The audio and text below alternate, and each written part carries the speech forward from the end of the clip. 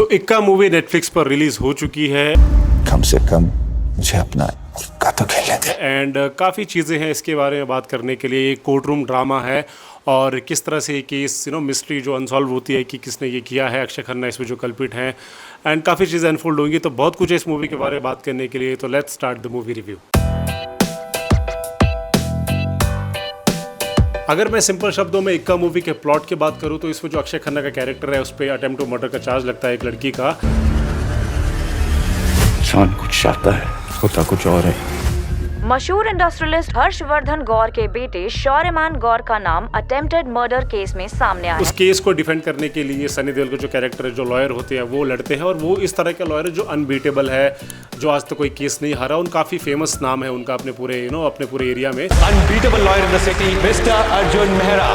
हम कोर्ट में जीतने के लिए नहीं, हक के लिए लड़ते हैं। काफी ज्यादा राइचस मैन है, अच्छे वैल्यूज और अच्छे मॉरल्स वाले केस ही लेते हैं। बट ये वाला केस थोड़ा सा क्रिकेट था, उनको वो लेना पड़ा। अब वो केस लड़ने की भी क्या मजबूरी थी, बिकॉज अक्षय खन्ना का और जो सनी देओल का जो कैरेक्टर है उनके बीच में कुछ पास्ट इश्यूज भी रहे हैं। तो वो सारी चीज़ें डील करती है इसके साथ। लाइफ के बदले लाइफ डील। और जो दूसरे लॉयर है वो कैरेक्टर प्ले किया है तिलोत्तमा शोमे ने। एंड माय गॉड क्या फैंटास्टिक एक्टर है वो। प्रोसिक्यूशन से लड़ने वाली मधुरा बनर्जी क्या शोमा के केस को हैंडल कर पाएगी? अर्जुन मेरा ये केस क्यों ले रहे हैं? इक्का अगर केस लेता तो हारता नहीं। तो यही पूरा एक बेसिक सा प्लॉट जिसका सम अप होता है कि वो मर्डर उन्होंने किया है नहीं किया, तो इसी को प्रूव करना नहीं करना, ये पूरा कोर्ट रूम ड्रामा चलता है। एंड बीच बीच में काफ़ी एक्साइटिंग भी हो जाता है ये। बट थ्रू दी एंड ये मूवी किस टर्निंग पॉइंट पे आती है और क्या ट्विस्ट रिवील होता है, तो वो सब चीज़ें ही हैं जो आपको मूवी देख के पता चलेगा। तो ये इसका बेसिकली एक रफ सा प्लॉट है। फर्स्ट में रात के करीबन 1 बजे आप क्या कर रहे थे? वो घर पर थे रात को 1 बजे। आप प्रूफ कर सकते हैं? प्रोसिक्यूशन के पास कुछ है? Now coming to the main part, जो इसकी कास्ट है, कास्ट काफ़ी अच्छी है। अक्षय खन्ना का जो कैरेक्टर है काफ़ी ज़्यादा मुझे अच्छा लगा। बट कहीं ना कहीं मुझे वो रहमान डकैत वाला जो वाइब है उनके कैरेक्टर से वो हर बार आ रहा था। जब भी वो एक डिमीनिंग सा लुक दे रहे थे और इस तरह नीचे करके जो वो देखते हैं, तो वो रहमान डकैत की झलकियाँ आप भूले नहीं भूलती है, वो उन पर दिख ही रहा था।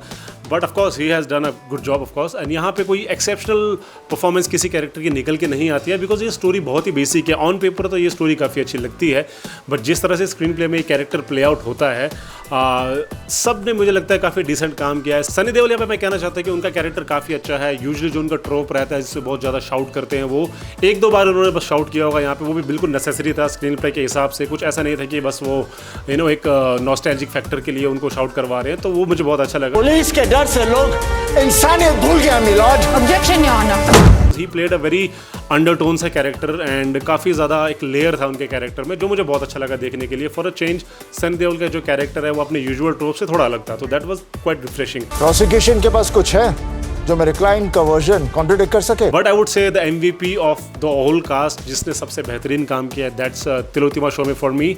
जो परफॉर्मेंस उन्होंने की है, क्या वो लॉयर बनी है इसमें, एंड वो हमेशा से अपनी एक्सेप्शनल परफॉर्मेंस देती आई है। आप कोई भी मूवी उनकी उठा के देख लो, she has never let any project down. वो हमेशा अपना 100% देती हैं और इस कैरेक्टर में भी वो पूरी तरीके से ढल के काम करती हैं। एक हाउसवाइफ वाला काम भी चल रहा है उनका, साथ के साथ वो इतना बड़ा केस भी हैंडल कर रही है एंड वो पूरा अपना फैमिली भी चला रही है। तो वो पूरा जो ट्रोप है उनका, जो पूरा मेंटालिटी है, वो दिखता है उसके फेशियल एक्सप्रेशन में दिखता है, जिस हिसाब से वो चीज़ें हैंडल कर रही है उनमें दिखता है। बड़ा केस है सर, 2.5 किलो का हार जरूरी है ना? और सनी देओल जैसे बड़े एक्टर्स के साथ अगर आप स्क्रीन शेयर कर रहे हो, और कोर्ट रूम ड्रामा खासकर जहाँ पे आपको काफ़ी ज़्यादा वर्सेटाइल होना पड़ता है to come out as a different as a good actor in front of these legends, तो you have to be of some calibre. तो वहाँ पे ये चीज़ मुझे लगता है तिलोत्तमा शोमे ने बहुत ही अच्छा किया है। I seriously loved her in this movie. मैं गलती कर सकता हूँ, गुनाह नहीं। You are my teacher, my idol. Rest of the cast ने भी अच्छा काम किया है, बट इतना कोई मेमोरेबल नहीं है, बिकॉज वो कोर्ट रूम ड्रामा है तो ज़्यादा कास्ट भी नहीं है, कम लोगों में ही ये पूरी स्टोरी रिवॉल्व करती है। दिया मिर्जा का भी जो कैरेक्टर है वो सनी देओल की वाइफ का कैरेक्टर प्ले करती हैं, एंड उन्होंने भी अपना काम बहुत ही डिसेंटली किया है। वहाँ भी मुझे कोई ऐसा नहीं लगा कि यार ये क्यों है। प्लॉट के हिसाब से हर कैरेक्टर नेसेसरी था। जो परफॉर्मेंस उन्होंने दी वो स्क्रीन प्ले के हिसाब से मुझे लगता है it was good. So cast में अगर मैं कहूँ तो Tilottama Shome was the one that like stood out for me completely. Now let's talk about the cinematography of the movie. मुझे लगता है कि ये मूवी एक कोर्ट रूम ड्रामा है, तो there is no room for experiment. आप क्या ही उस पर चेंज कर सकते हो। You can play with the lighting, you can play with the kind of shots, but एक सिमिलर सेटअप है। एक बंद कमरे में there are no such again room for experimenting with the camera work or something like that, but still they played good with the lighting. Netflix की movie का ना एक काइंड ऑफ एक ट्रोप बन सा गया है कि यार वो रेड लाइट ग्रीन लाइट्स वाला जो पूरी वाइब रहती है पूरे फ्रेम में, वो यहाँ बहुत ज़्यादा देखने मिलती है। और ओवर द टाइम ये मुझे लगता है कुछ ज़्यादा ही होने लगा है, बिकॉज थोड़ा सा हमें लाइटिंग में अब और एक्सपेरिमेंट करना चाहिए। आप दो कलर से ही पूरी मूवी नहीं निकाल सकते हो, एक तरफ रेड आ रहा है, एक तरफ ग्रीन टिंट आ रहा है, एक हल्का पीछे से ऑरेंज है।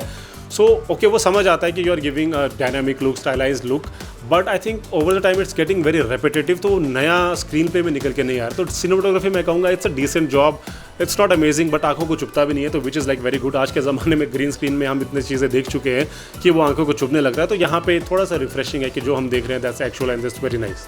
बैकग्राउंड स्कोर मुझे लगता है इसमें ठीक है, जहाँ जहाँ एलिवेशन पॉइंट था स्क्रीन पे के हिसाब से वहाँ इन्होंने काफ़ी अच्छा इसको हाई पॉइंट दिया है।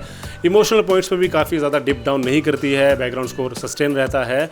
गाने इस मूवी में कोई है नहीं, विच इज़ वेरी रिफ्रेशिंग, क्योंकि वो कहीं ना कहीं इस तरह की स्टोरी जो काफ़ी रश्ड रखती है, जो स्टार्ट से ही अपने मुद्दे में रह जाती है, तो मुझे लगता है कि ऐसी मूवी में गाना जैसा चीज़ों को स्क्रीन प्ले में ऐड करना काफ़ी डिस्ट्रैक्टिंग हो सकता है व्यूअर्स के लिए। बट यहाँ पे ये कॉल इन्होंने बहुत अच्छा है कि इन्होंने कोई सॉन्ग्स इंक्लूड नहीं किए हैं, तो which is like a very good thing. So what I didn't like about this movie is that कि जो पूरा इन्होंने केस का जो भी इन्वेस्टिगेशन की, that was the good part, but जब इनका कंक्लूजन वाला पॉइंट आया वहाँ मुझे लगा कि यार वो जो पे ऑफ था, जो पूरे बिल्डअप था, वो बहुत ही जल्दी इन्होंने बस अंडर द टेबल ही पकड़ा दिया।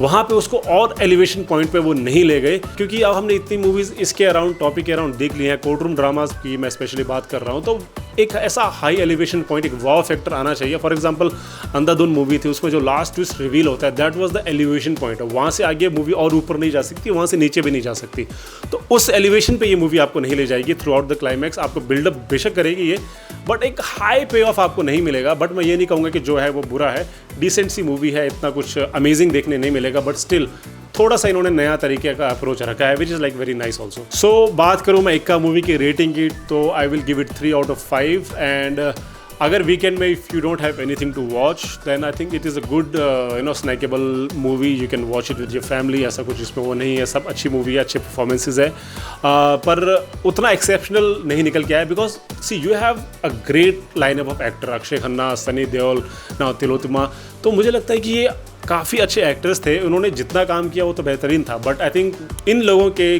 कैलिबर पे स्क्रीन प्ले थोड़ा सा मुझे लगता है वहाँ पे एक मतलब मीडियोकर, मैं नहीं कहना चाहता, मीडियोकर से थोड़ी ऊपर ही थी, बट एक्सेप्शनल नहीं था, तो वहाँ थोड़ी मूवी लैग करती है। दैट्स वाई मैं इसको 3 out of 5 स्टार देना चाहूँगा। बाकी if you don't have anything to watch, you can still watch this movie, it's not that bad, it's a good one time watch. And I would recommend you कि अगर कुछ नहीं है इस weekend पे, do watch it on Netflix. And मुझे बताना comment section में, अगर आपने ऑलरेडी ये मूवी देख ली, आपको मूवी कैसी लगी। I would love to discuss the movie with you guys on the comment section. We will see you on the next movie review. Till then, take care, bye bye.